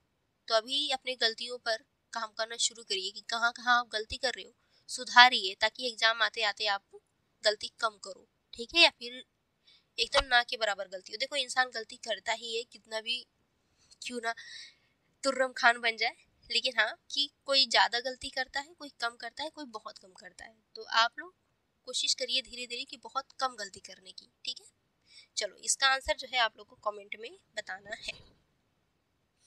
अगला देखो, रॉलेट एक्ट 1919 के संबंध में निम्नलिखित कथनों पर विचार कीजिए। पहला कथन कह रहा है कि इसका आधिकारिक नाम अराजक और क्रांतिकारी अपराध अधिनियम था। दूसरा कह रहा है कि इसका उद्देश्य भारत रक्षा अधिनियम 1915 की आपातकालीन शक्तियों को शांति काल तक विस्तारित करना था। बताना है कि कौन सा कथन सही है। तो दोनों ही कथन सही है। रॉलेट एक्ट का जो आधिकारिक नाम था, इसका नाम था अराजक और क्रांतिकारी अपराध अधिनियम। इसका उद्देश्य क्या था भाई? इसका उद्देश्य था क्योंकि उस समय विश्व युद्ध चल रहा था, प्रथम विश्व युद्ध चल रहा था, तो उस समय बहुत सारे क्रांतिकारी उभर रहे थे अंग्रेजों का विरोध करने के लिए। तो उन्होंने रॉलेट एक्ट लाया कि भाई, उन्होंने रॉलेट एक्ट लाया कि किसी भी व्यक्ति पर, वैसे तो नॉर्मली किसी को जेल में बंद किया जाता है तो उस पर प्रॉपर मुकदमा चलता है, ठीक है, वो उसका दोष सिद्ध होता है नहीं सिद्ध होता, उस आधार पर जेल में बंद किया जाता है। किसी को हिरासत में लिया जाता है, या किसी को गिरफ्तार करने आता है कोई व्यक्ति, पुलिस प्रशासन अगर आपको गिरफ्तार करने आता है तो पहले आपको वारंट दिखाएगा कि देखो फला ये वारंट है और आपके ऊपर गिरफ्तारी का चार्ज लगा हुआ है, तो इस आधार पर गिरफ्तारी होती है नॉर्मली। लेकिन रॉलेट एक्ट में क्या था कि भाई तुमको गिरफ्तार कर लिया जाएगा बिना किसी वारंट के, बिना किसी मुकदमा के तुम्हें जेल में बंद कर दिया जाएगा। ठीक है, अगर तुम कोई समाचार पत्र प्रकाशित कर रहे हो तो उस पर प्रतिबंध लगा दिया जाएगा। यानी कि आपकी पूरी स्वतंत्रता पर एक तरह से कहें तो प्रतिबंध लगा दिया गया था इस रॉलेट एक्ट 1919 के तहत। तो पहला स्टेटमेंट तो सही है कि इसका आधिकारिक नाम अक्सर दे देता है अराजक और क्रांतिकारी अपराध अधिनियम था, तो ये पहला स्टेटमेंट आपका सही है। ठीक है, इसका आधिकारिक नाम है ये। दूसरा भी सही है कि इसका उद्देश्य जो है भारत रक्षा अधिनियम 1915 की आपातकालीन शक्तियों को शांति काल तक विस्तारित करना था। तो दोनों स्टेटमेंट सही है, करेक्ट आंसर ऑप्शन सी हो जाएगा। अगला देखो, जलियांवाला बाग हत्याकांड के संदर्भ में निम्नलिखित कथनों पर विचार कीजिए। तो पहला कह रहा है कि ये जो घटना हुई थी ये बैसाखी के दिन हुई थी। दूसरा, रविन्द्रनाथ टैगोर ने ब्रिटिश अत्याचारों के विरोध में अपनी नाइटहुड की उपाधि त्याग दी थी। तो दोनों ही स्टेटमेंट सही है, बहुत बेसिक सा क्वेश्चन है, आप लोग को पता होगा इसका आंसर। तो ऑप्शन इसका करेक्ट हो जाएगा, ऑप्शन सी राइट आंसर हो जाएगा। ठीक है, चलो अगला देखो, डिसऑर्डर इंक्वायरी कमेटी के संदर्भ में निम्नलिखित कथनों पर विचार कीजिए। पहला कह रहा है कि इसे ब्रिटिश सरकार द्वारा जलियांवाला बाग हत्याकांड और पंजाब में संबंधित अशांति की जांच के लिए गठित किया गया था। तो पहला देखो क्वेश्चन पूछा है कौन सा सही है। ओके, तो पहला स्टेटमेंट तो सही है। डिसऑर्डर इंक्वायरी कमेटी कब हुई थी? जब जलियांवाला बाग हत्याकांड हो चुका था। तो जनरल डायर कि ये जो जलियांवाला बाग हत्याकांड हुआ, इतना बड़ा हत्याकांड हुआ था, तो उसकी जांच के लिए कि इतनी बड़ी अशांति का कारण क्या था, तो इसी की जांच के लिए डिसऑर्डर इंक्वायरी कमेटी का गठन हुआ था। तो पहले स्टेटमेंट तो सही है कि ब्रिटिश सरकार द्वारा जलियांवाला बाग हत्याकांड और पंजाब में और इसके साथ ही बम्बई में ये जो अशांति हुई थी इतनी बड़ी, इसी की जांच के लिए की गई थी। तो पहला स्टेटमेंट सही है। दूसरा कह रहा है कि इसमें ब्रिटिश और भारतीय दोनों सदस्य शामिल थे। तो देखो, डिसऑर्डर इंक्वायरी कमेटी में भारतीय ब्रिटिश मेंबर को तो शामिल किया ही गया था, लेकिन भारतीयों को भी इसमें शामिल किया गया था। तो दोनों ही मेंबर थे, ब्रिटिश और भारतीय दोनों सदस्य शामिल थे। अच्छा, ये भारतीय सदस्य कौन कौन थे बताओ? तो भारतीय सदस्य ध्यान रखना, कभी कभी क्वेश्चन में पूछ दे तो आप लोग को हमेशा याद रहना चाहिए। चिमनलाल सॉरी, पता नहीं जुकाम इतने दिनों से हुआ है, मेरा भी ठीक नहीं हुआ। ठीक है, चिमनलाल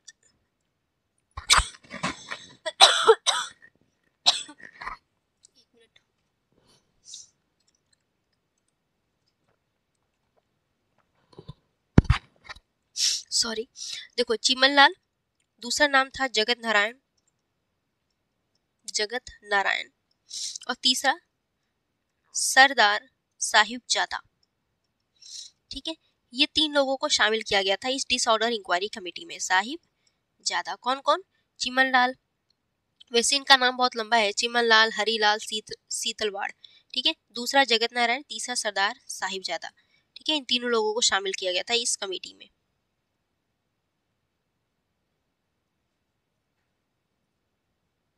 ठीक है, अब दूसरा स्टेटमेंट देखना जरा। दूसरा स्टेटमेंट क्या करा है? इस समिति ने जनरल डायर को कदाचार का दोषी पाया और बिना पेंशन के सेवा से बर्खास्त करने की सिफारिश की। बताओ, पहला तो सही था, दूसरा भी सही है। तो देखो, हम लोगों ने भारतीयों को सबसे ज्यादा बुरा कब लगा कि जब जनरल डायर को इस इंक्वायरी कमेटी ने कदाचार का दोषी तो पाया था, पता था कि हाँ जनरल डायर ने ही ये सब कुछ करवाया है, इतना बड़ा कांड, लेकिन उसके पेंशन में या फिर उसके, बस इतना ध्यान रखना है कि उसके वेतन में बस 50% की कमी की गई। भाई, उसको 50% का वेतन दिया जाता था और साथ ही उसके पेंशन में कोई कमी नहीं की थी, उसको पेंशन दिया गया था बाद में। तो यहाँ कह रहा है कि उसे बिना पेंशन की सेवा से बर्खास्त करने की सिफारिश की थी, तो ऐसा कोई सिफारिश नहीं किया था। ठीक है, बस कदाचार को दोषी पाया था, उसे पेंशन मिल रहा था 50%, आधी वेतन मिल रही थी और साथ में उसको पेंशन में कोई कमी नहीं की थी, पेंशन उसको प्रॉपर मिला था। तो तीसरा स्टेटमेंट गलत हो गया, पहला दूसरा सही है, तो करेक्ट आंसर ऑप्शन ये हो जाएगा। अगला देखिए, अगला क्या करा है? निम्नलिखित कथनों पर विचार कीजिए, बताना है कि कौन सा कथन सही है। ओके पहला कह रहा है कि दिल्ली में मुस्लिम व्यापारियों के नेतृत्व में खिलाफत समिति का गठन किया गया, जिन्होंने अपनी गतिविधियों को याचिकाओं और प्रतिनियुक्तियों तक सीमित रखा। खिलाफत समिति का गठन जो है ये कहाँ पे किया गया था? तो आप लोग को ध्यान होगा, दिल्ली में नहीं, बम्बई में किया गया था। ठीक है, दिल्ली में नहीं, बम्बई में किया गया था, मुस्लिम व्यापारियों के नेतृत्व में। तो पहला स्टेटमेंट आपका गलत हो गया। दूसरा कह रहा है कि दिल्ली में आयोजित अखिल भारतीय खिलाफत सम्मेलन में ब्रिटिश सरकार के साथ असहयोग का प्रस्ताव पारित किया गया। तो दूसरा स्टेटमेंट आपका सही है। तीसरा कह रहा है महात्मा गांधी ने अखिल भारतीय खिलाफत समिति के अध्यक्ष के रूप में कार्य किया था। तो आप लोग को ध्यान होगा, यहाँ पे हिंदू मुस्लिम एकता देखने को मिली थी इस खिलाफत समिति में। तो गांधी जी ने भाई इसका प्रॉपर सपोर्ट किया था कि चलो कम से कम एक ऐसा मौका मिला जिसमें हिंदू मुस्लिम दोनों साथ रहेंगे, दोनों मिल करके अंग्रेजों का विरोध करेंगे। तो दूसरा स्टेटमेंट सही है। किसकी अध्यक्षता किसने की थी? गांधी जी ने की थी। तो पहला गलत था, दूसरा तीसरा सही, तो करेक्ट आंसर ऑप्शन बी हो जाएगा। अच्छा, यह खिलाफत समिति का गठन या खिलाफत असहयोग आंदोलन लाया क्यों गया था? तो आप लोग को ध्यान होगा कि ब्रिटेन द्वारा ऑटोमन साम्राज्य का विघटन कर दिया गया था और जो तुर्की सुल्तान थे, जिसको खलीफा कहा जाता था, उसके पद को समाप्त कर दिया था। तो इसी वजह से यहाँ के जो भारतीय मुसलमान थे वो अंग्रेजों के विरोध खड़े हो गए थे कि अंग्रेजों को ऐसा नहीं करना चाहिए था। ठीक है, अपने खलीफा के लिए काफ़ी ज़्यादा सपोर्ट में थे, इसी वजह से बाद में खिलाफत समिति का गठन हुआ था। ओके, चलो अगला देखो। सितंबर 1920 में आयोजित भारतीय राष्ट्रीय कांग्रेस के कलकत्ता अधिवेशन के संदर्भ में निम्नलिखित कथनों पर विचार कीजिए। सितंबर 1920 में भारतीय राष्ट्रीय कांग्रेस का कलकत्ता अधिवेशन हुआ था और 1920 में ही एक नागपुर अधिवेशन भी हुआ था। ठीक है, 1920 में 2 अधिवेशन हुए थे, एक तो कलकत्ता अधिवेशन और दूसरा नागपुर अधिवेशन। अब इस क्वेश्चन को ध्यान में, इसी नागपुर अधिवेशन और कलकत्ता अधिवेशन, दोनों अधिवेशनों को जहन में रखकर इस स्टेटमेंट को, चारों स्टेटमेंट को पढ़ना और सॉल्व करना। ठीक है, तो देखो कलकत्ता पूछा क्वेश्चन में ये है, कलकत्ता अधिवेशन के संदर्भ में कौन कौन से सही है। ठीक है, तो पहला इसमें दिया है कि सरकारी स्कूलों, न्यायालयों और परिषदों के बहिष्कार सहित असहयोग कार्यक्रम को मंजूरी। तो पहला स्टेटमेंट आपका सही है, ये जो निर्णय लिया गया था वो कलकत्ता अधिवेशन के तहत लिया गया था। दूसरा कह रहा है कि प्रांतीय कांग्रेस समितियों को भाषाई आधार पर पुनर्गठन करने का निर्णय। तो प्रांतीय कांग्रेस समितियों को भाषाई आधार पर पुनर्गठित करने का निर्णय जो है ये कलकत्ता अधिवेशन में नहीं बल्कि नागपुर अधिवेशन में ये निर्णय लिया गया था। कि पहली बार देखो कभी कभी क्वेश्चन में पूछ देता है पहली बार भाषाई आधार पर राज्यों को पुनर्गठित करने का निर्णय कब लिया गया था, तो नागपुर अधिवेशन में लिया गया था। ठीक है, हमेशा ध्यान रखना 1920 में नागपुर अधिवेशन में। जब आप पॉलिटी पढ़ेंगे तो वहाँ पे राज्यों का गठन वाला टॉपिक जो रहता है, राज्य वाला टॉपिक, तो वहाँ पे देता है कि राज्यों का गठन जो है भाषाई आधार पर कब की गई थी। अलग अलग समितियां गठित हुई थी, अलग अलग समितियां लाई गई थी, जैसे जेवीपी समिति था, धर समिति था। तो उन लोगों ने, इन समितियों ने प्रॉपर मना किया था कि भाई भाषा के आधार पर राज्यों का गठन नहीं होगा। लेकिन जब श्री रामुलु का जो कि प्रॉपर वो अनशन किए थे, भूख हड़ताल किए थे, उनकी मृत्यु हो जाती है। तो उनकी मृत्यु के बाद 1953-54 में करीब में आप देखेंगे आंध्र प्रदेश का पहली बार भाषा के आधार पर एक राज्य का गठन होता है। क्या नाम था? आंध्र प्रदेश। ठीक है, लेकिन स्टेटमेंट आपके सामने देगा कि पहली बार राज्य भाषा के आधार पर राज्यों के गठन की मांग या फिर राज्यों के गठन का जो निर्णय था कब लिया गया था, तो नागपुर अधिवेशन में। तो पहली बार यहाँ पे लिया गया था। ठीक है, इस चीज को ध्यान रखना, स्टेटमेंट में आपको कंफ्यूज करने के लिए कुछ भी दे सकता है। तो दूसरा स्टेटमेंट गलत हो गया आपका। तीसरा कह रहा है कि कांग्रेस के एजेंडे में खादी और राष्ट्रीय शिक्षा को बढ़ावा देने को शामिल करना। तो तीसरा सही है, ये जो निर्णय लिया गया था वो कलकत्ता अधिवेशन में लिया गया था। चौथा कह रहा है कि राष्ट्रीय गतिविधियों के निर्देशन हेतु 15 सदस्यीय कांग्रेस कार्यकारिणी समिति का गठन। तो देखो 15 सदस्यीय कांग्रेस कार्यकारिणी समिति का गठन जो है ये नागपुर अधिवेशन के तहत किया गया था। ठीक है, नागपुर में अधिवेशन हुआ था, उसी अधिवेशन में ही 15 सदस्यीय कांग्रेस कार्यकारिणी समिति का गठन हुआ था। तो चौथा भी इसमें नहीं होगा। तो कुल कितने सही हुए आपके? तो 1 और 2 सही हुआ। करेक्ट आंसर ऑप्शन बी हो जाएगा। अगला देखिए अगला क्वेश्चन पूछा है, संचार मित्र योजना के संदर्भ में निम्नलिखित कथनों पर विचार कीजिए। पहला कथन है कि यह योजना दूरसंचार सेवाओं, धोखाधड़ी की रोकथाम और मोबाइल सुरक्षा के बारे में जागरूकता बढ़ाने पर केंद्रित है। तो संचार मित्र योजना के संदर्भ में आपका पहला स्टेटमेंट सही हो गया कि ये जो योजना लाया गया है मेनली दूरसंचार सेवाओं से संबंधित है और इससे संबंधित जो धोखाधड़ी है, इसकी धोखाधड़ी की रोकथाम के लिए या मोबाइल की सुरक्षा के बारे में जागरूकता बढ़ाने पर केंद्रित है। तो पहला स्टेटमेंट सही है। दूसरा कह रहा है कि यह इलेक्ट्रॉनिक और सूचना प्रौद्योगिकी मंत्रालय के डिजिटल इंडिया कार्यक्रम के तहत वित्त पोषित है। हमेशा मैं कही हूँ कि जब भी किसी मंत्रालय से संबंधित कोई स्टेटमेंट दे दे तो अक्सर वो स्टेटमेंट गलत होता है। जैसे कि यहाँ पे देख लो, तो यह इलेक्ट्रॉनिक और सूचना प्रौद्योगिकी मंत्रालय के डिजिटल इंडिया कार्यक्रम के तहत वित्त पोषित है। तो यहाँ पे दूसरा स्टेटमेंट गलत हो गया। ये जो है दूरसंचार विभाग से संबंधित या दूरसंचार विभाग द्वारा इस संचार मित्र योजना को लाया गया है। ठीक है, तो यहाँ पे ये किस मंत्रालय से संबंधित है? इलेक्ट्रॉनिक्स और सूचना प्रौद्योगिकी मंत्रालय से नहीं, बल्कि ये दूरसंचार विभाग से संबंधित है या दूरसंचार विभाग द्वारा इस संचार मित्र योजना को लाया गया है। तो यहाँ पे दूसरा गलत हो गया, पहला सही है। जब आप मेरे साथ ऐसे आगे पूरे टेस्ट पेपर को सॉल्व करोगे, कुल 53 टेस्ट पेपर है जिनमें से लगभग 27 या 28 जीएस के टेस्ट पेपर हैं, बाकी सी सेट के हैं। तो जब आप मेरे साथ ऐसे पूरे टेस्ट पेपर सॉल्व करोगे ना, तो आपको समझ में आने लगेगा कि कहाँ पे कैसा स्टेटमेंट गलत दे सकता है।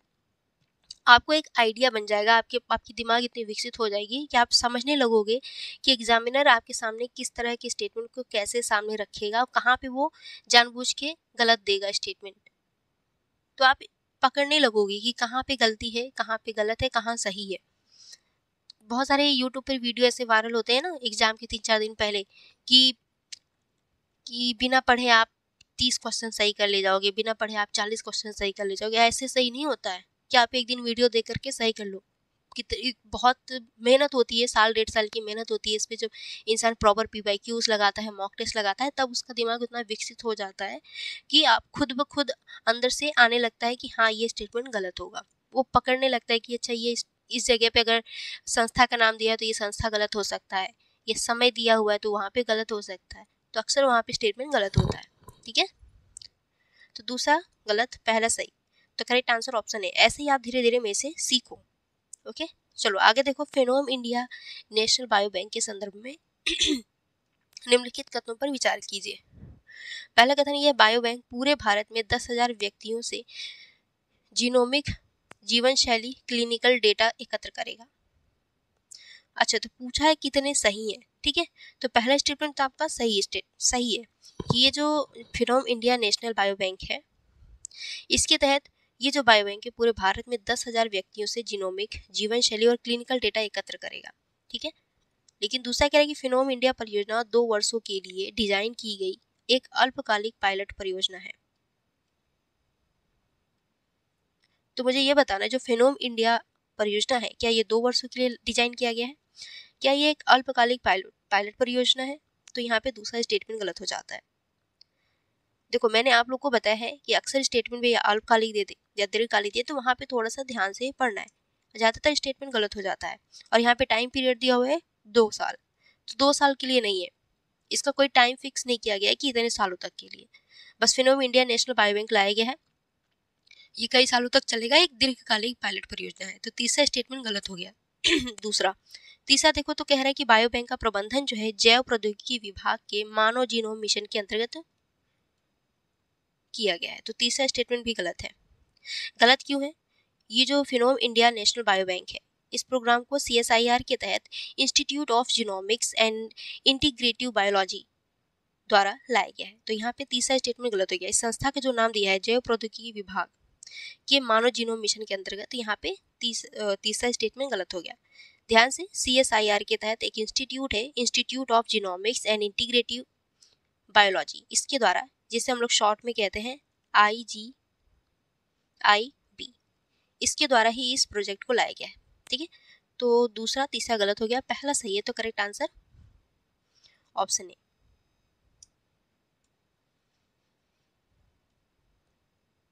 अगला है, क्वांटम प्रणालियों में डिकोहेरेंस नामक घटना का तात्पर्य क्या है? ये डिकोहेरेंस नामक घटना क्या है जो क्वांटम प्रणाली से संबंधित है? तो ये है एनवायरमेंटल नॉइस के कारण क्वांटम प्रणालियों में एंटेंगलमेंट का ह्रास। देखो, जब हम लोग साइंस टेक पढ़ेंगे तो उसमें ये क्वांटम कंप्यूटर जब पढ़ेंगे, हम लोग पूरा क्वांटम सिस्टम पढ़ेंगे, तो उसमें एक एंटेंगलमेंट आता है और सुपरपोजिशन जैसे कुछ टेक्निकल वर्ड्स आते हैं, जिसको आपको समझना होगा बेसिक से। तो ये अपने आप में ही एक बहुत बड़ा टॉपिक है। ठीक है, जिसको हम लोग बाद में डिटेल में डिस्कस करेंगे। अगला देखो, जैव उत्प्रेरक के संदर्भ में निम्नलिखित कथनों पर विचार कीजिए। पहला है, जैव उत्प्रेरक ऐसे पदार्थ या सूक्ष्म जीव होते हैं जो पौधों में जैविक प्रक्रियाओं को उत्तेजित करते हैं और पोषक तत्वों के अवशोषण एवं वृद्धि के साथ तनाव के प्रति सहनशीलता को बढ़ाते हैं। दूसरा कह रहा है कि उर्वरक जो है अकार्बनिक, कार्बनिक या मिश्रित नियंत्रण आदेश 1985, जिसे हम लोग शॉर्ट में FCO कहते हैं, जैव उत्प्रेरकों के निर्माण और बिक्री को नियंत्रित करने से संबंधित है। तीसरा कह रहा है कि केंद्रीय जैव उत्प्रेरक समिति पर्यावरण, वन और जलवायु परिवर्तन मंत्रालय के अधीन कार्य करती है। पूछा है कि कितने सही है स्टेटमेंट, बताओ। अब यहाँ पे अपना दिमाग लगाने की कोशिश करना और बताना है कि इसका राइट आंसर क्या होगा। ओके, बताओ। तो देखो, पहला स्टेटमेंट तो सही है। ये जो जैव उत्प्रेरक होते हैं, इसका काम क्या होता है? ये एक तरह का ये पदार्थ या सूक्ष्म जीव होता है। ये क्या करता है? पौधे की जो जैविक प्रक्रियाएं होती है उसको बहुत ज़्यादा उत्तेजित कर देता है। ठीक है, पोषक तत्वों के अवशोषण में मदद करता है और उसकी वृद्धि में मदद करता है। तो पहला स्टेटमेंट तो सही है। और इसको नियंत्रित कौन करता है? या नियंत्रित किस अधिनियम के द्वारा किया जाता है? तो उर्वरक अकार्बनिक, कार्बनिक या मिश्रित नियंत्रण आदेश 1985। ये क्या करता है भाई? जैव उत्प्रेरक के निर्माण या बिक्री को नियंत्रित करता है। तो दूसरा स्टेटमेंट सही है। तीसरा देखो, मैंने हमेशा बोला है मंत्रालय से रिलेटेड कोई भी स्टेटमेंट देगा तो अक्सर वो गलत होता है।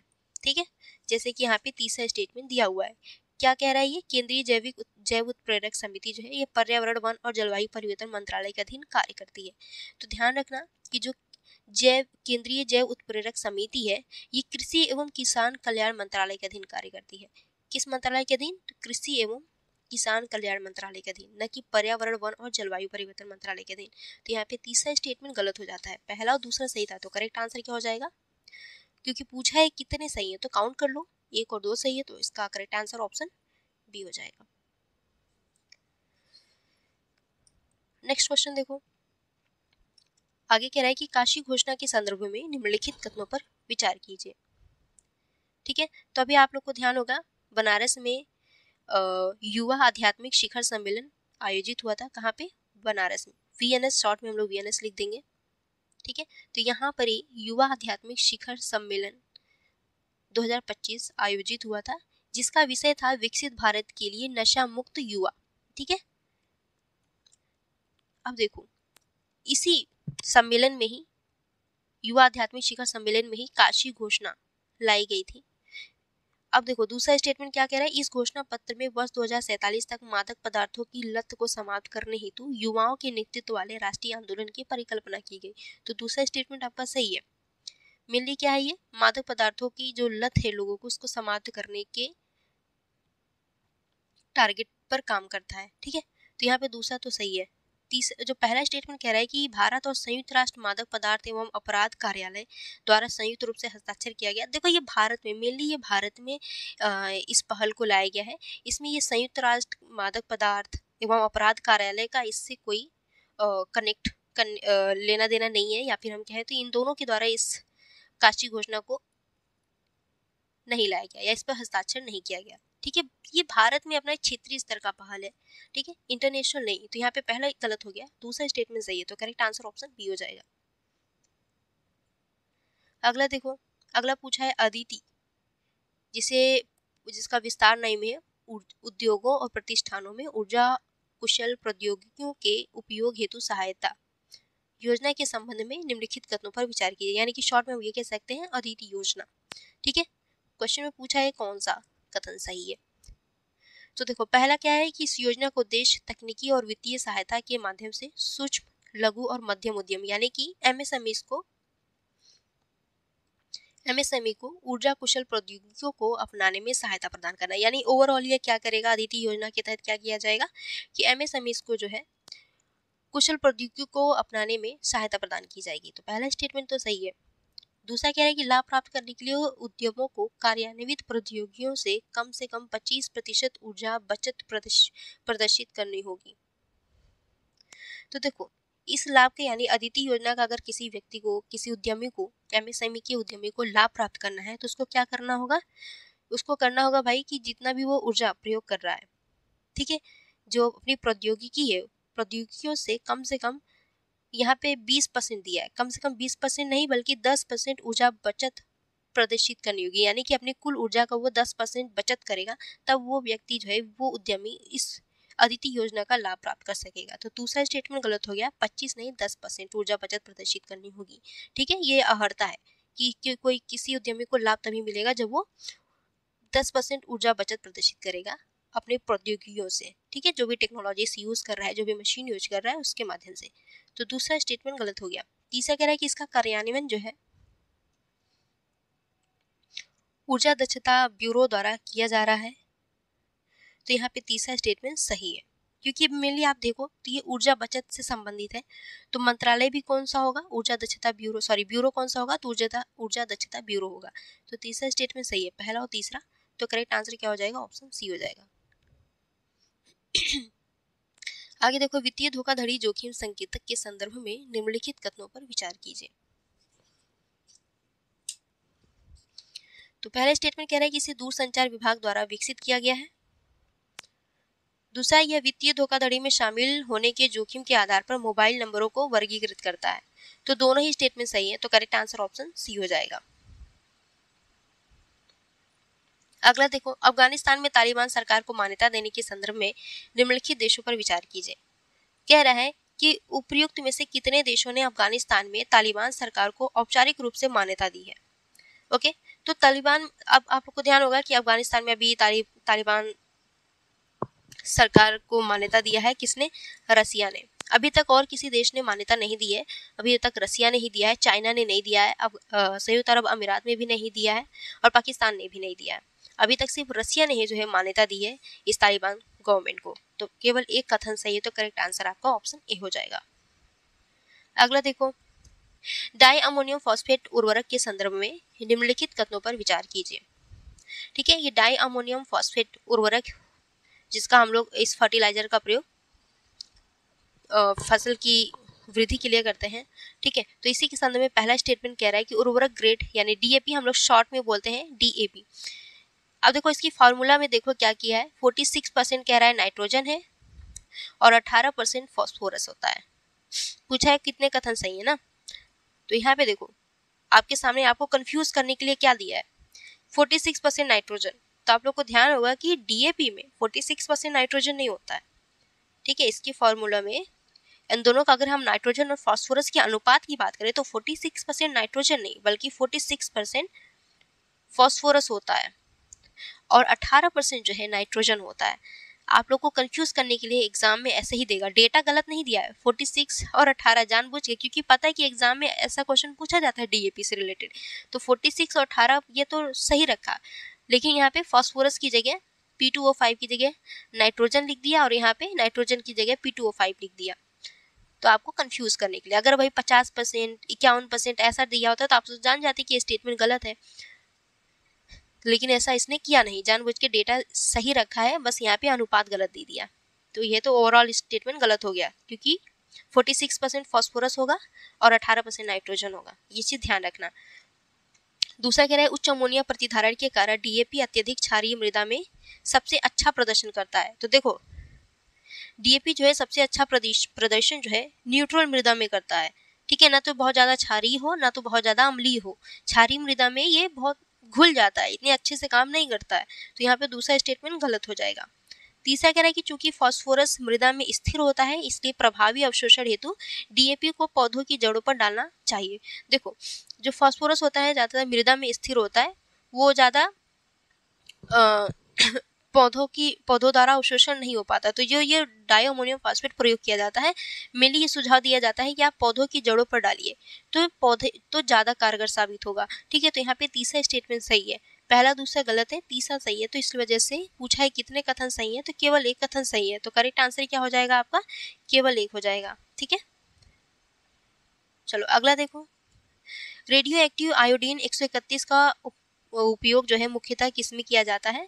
पीसीएस में क्वेश्चन पूछा गया है, पीवाईक्यू जब आप लोग लगाएंगे तो वहाँ पे केमिस्ट्री वाला टॉपिक, जो साइंस में केमिस्ट्री वाला पूर्वावलोकन लगाएंगे ना, वैसे तो पूरा विज्ञान का ही पूर्वावलोकन मोटी सी बुक आती है, उसमें केमिस्ट्री वाला पोर्शन पढ़ेंगे जब आप, तो इसमें ये वाला क्वेश्चन आपको मिलेगा। तो रेडियो एक्टिव आयोडीन 131 का उपयोग मुख्यतः किसमें किया गया है, किसमें किया जाता है। तो ये हाइपर थायराइडिज्म और थायराइड कैंसर का उपचार करने के लिए। ठीक है, तो करेक्ट आंसर ऑप्शन ए हो जाएगा। अगला देखो, अगला पूछा है मद्रास प्रेसिडेंसी में जस्टिस पार्टी के संबंध में निम्नलिखित कथनों पर विचार कीजिए। ठीक है, तो मद्रास प्रेसिडेंसी में जस्टिस पार्टी के संबंध में पहला कथन कह रहा है कि इसका गठन जो है 1916 में मुसलमानों और ईसाइयों सहित गैर ब्राह्मणों का प्रतिनिधित्व करने के लिए किया गया था। तो पहला स्टेटमेंट सही है। दूसरा कह रहा है आरक्षित सीटों की इसकी प्रारंभिक मांग बाद में शैक्षणिक और नौकरी संबंधी रियायतों को शामिल करने तक विस्तारित हुई। तो दूसरा स्टेटमेंट भी सही है। तीसरा कह रहा है कि इस पार्टी को मुख्य समर्थन जो है गैर ब्राह्मण किसानों और ग्रामीण श्रमिकों से प्राप्त हुआ।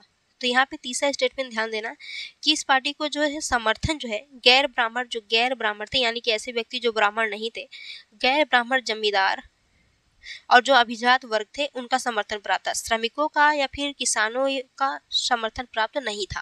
तो यहाँ पे तीसरा स्टेटमेंट गलत हो जाएगा। जो गैर ब्राह्मण जमींदार थे या अभिजात वर्ग के लोग थे, जो गैर ब्राह्मण थे, उनके द्वारा समर्थन प्रदान किया गया था मद्रास प्रेसिडेंसी में।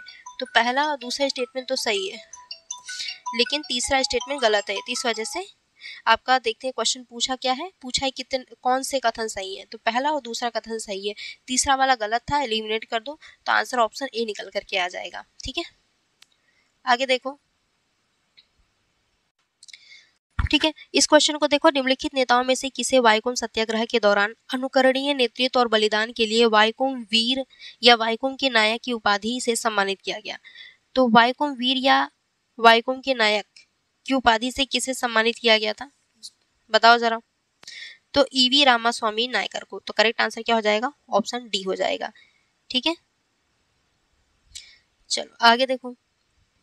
कांग्रेस खिलाफत स्वराज पार्टी के गठन के संदर्भ में निम्नलिखित कथनों पर विचार कीजिए। कांग्रेस खिलाफत स्वराज पार्टी के गठन के संदर्भ में विचार करना है, पूछा है कि कौन सा कथन सही है।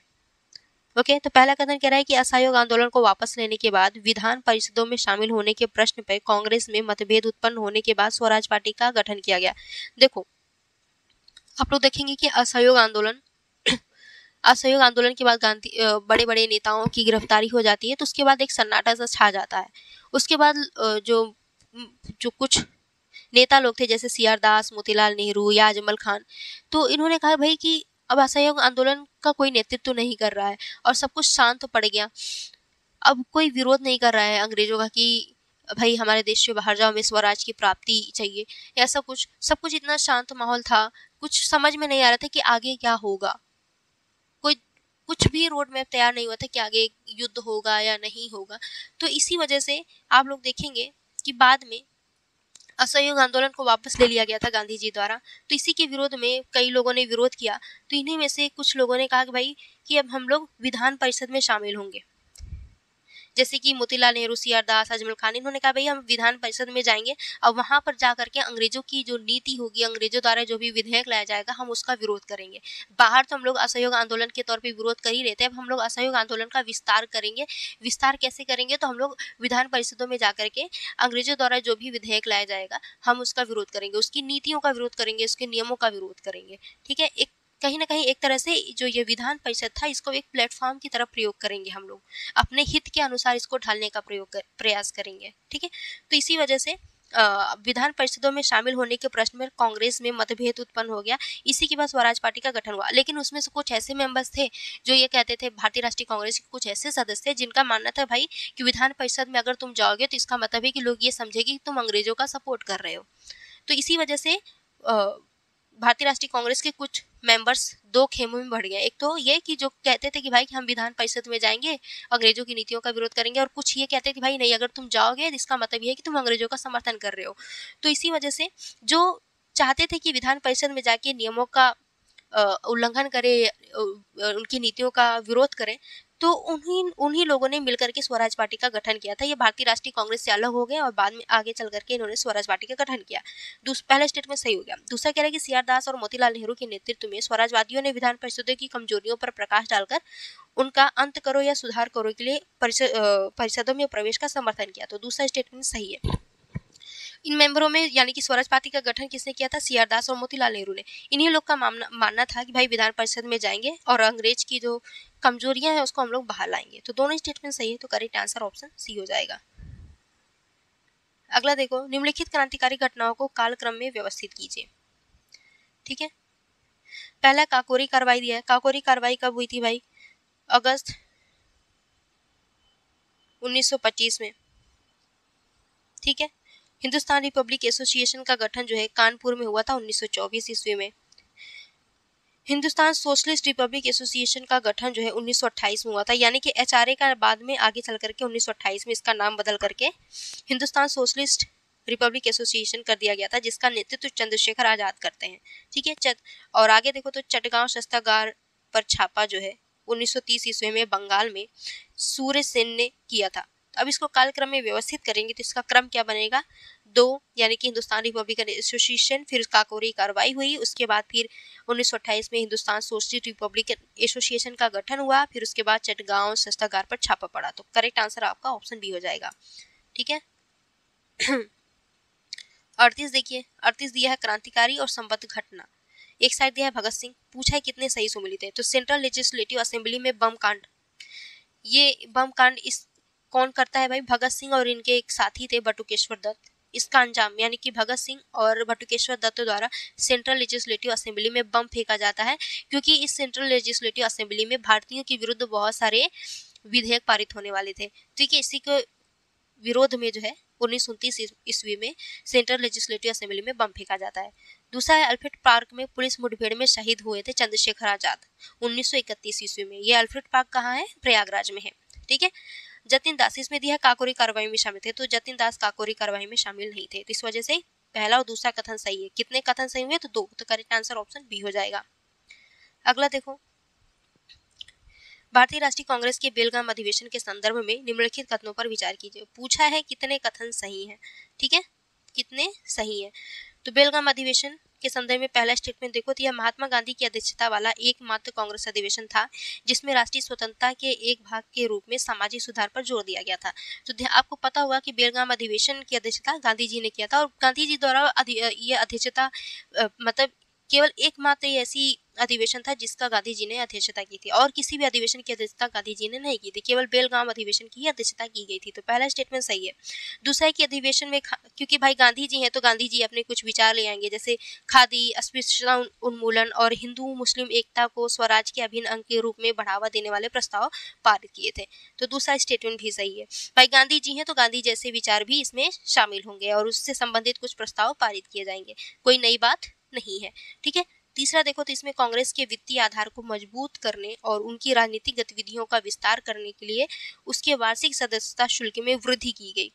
अच्छा, भारतीय राष्ट्रीय कांग्रेस में क्या उसकी सदस्यता शुल्क में वृद्धि की गई थी? नहीं, कमी की गई थी। भाई वृद्धि अगर हम अपने सदस्यता शुल्क में मेंबर्स की जो अगर हम अपने मान लो कोई कमेटी बनाते हैं, कोई संस्था बनाते हैं और उसमें उसकी फीस इतना ज़्यादा बढ़ा दें कि लोग उस फीस को पे ही ना कर पाए और उसके मेंबर बन ही ना पाए, तो फिर ऐसे में सदस्यता कैसे बढ़ेगी? सदस्यता बढ़ानी तो हमको क्या करना पड़ेगा? सदस्यता शुल्क में कमी करनी पड़ेगी। भाई गांधी जी ने कहा भाई 90% सदस्यता शुल्क में कमी कर दो ताकि लोग ज़्यादा से ज़्यादा जुड़ सके। तो तीसरा स्टेटमेंट गलत हो गया, यहाँ वृद्धि दी हुई है। जब भी स्टेटमेंट में वृद्धि दे दे, कमी दे दे, तो अक्सर उससे वहाँ पे स्टेटमेंट गलत होता है, ठीक है। तो तीसरा गलत हो गया, पहला दूसरा सही है।